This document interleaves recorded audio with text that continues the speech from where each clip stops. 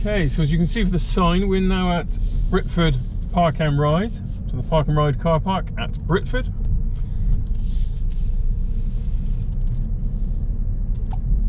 And so typically you could come here and do some bay parking manoeuvres.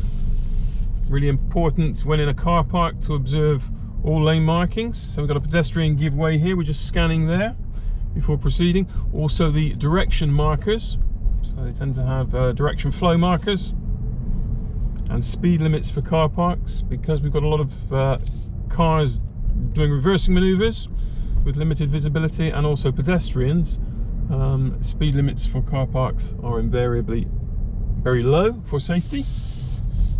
But we're not going to do any parking manoeuvres today. We're going to look to head back along the A338 towards Salisbury and enter the city via Harnham Junction. As you can see from the sign there, that's a left turn, but what we must notice is the lane to our left is a dedicated bus lane, so we mustn't go in there, and it has the solid continuous white line. But we know at these traffic lights our intention is to turn left, so left mirror, left signal. That is confirmed by the green route markers there, so we can see straight ahead of us, city centre, A338 is left.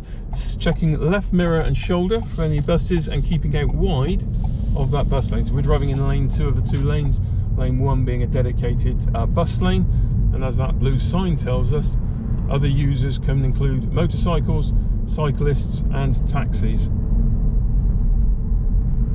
But we, to be very clear, we must not drive in that lane, and we must not cross the solid white line.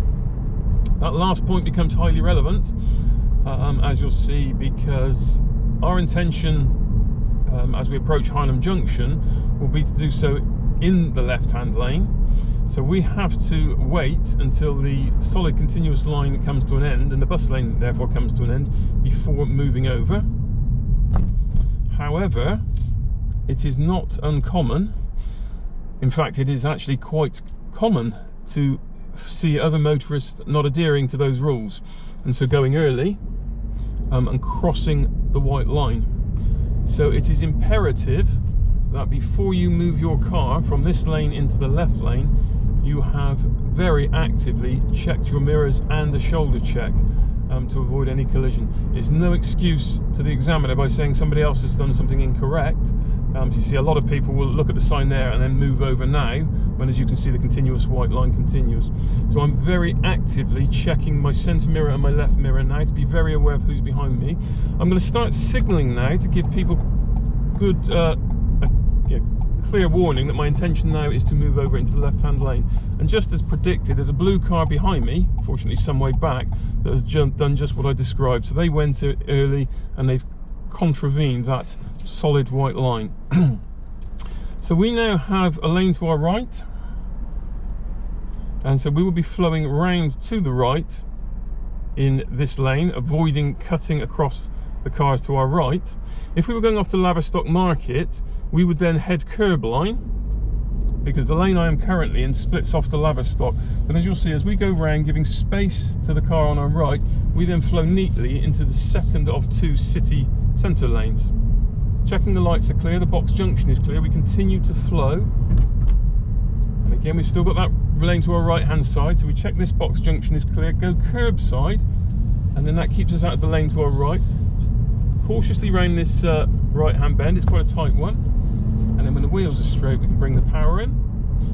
Checking the mirrors, as our intention is to turn right, so centre mirror, right shoulder, right signal, final shoulder check before moving the car into lane 2, and we're now approaching Exeter Street roundabout with the intention of turning right.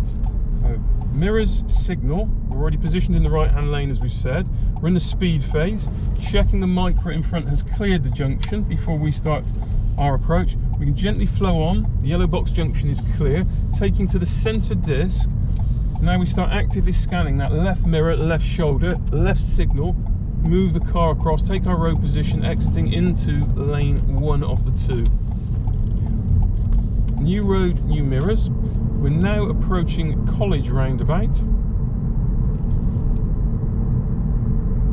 and as we can see from the green marker board there, this lane is a head only, and it's actually a protected lane.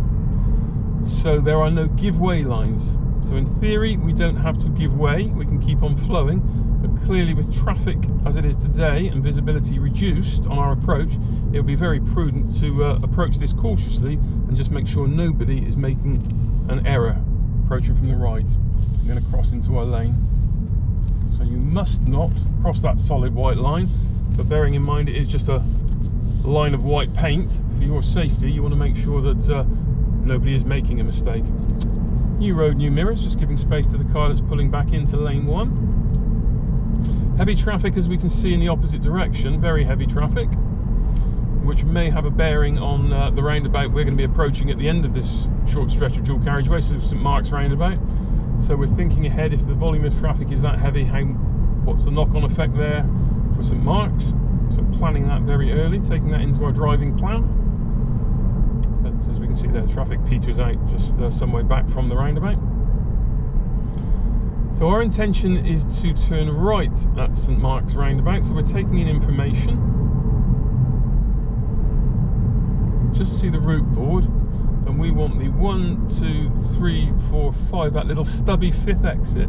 So definitely a right hand turn. So centre mirror, right signal, final shoulder check before moving the car across.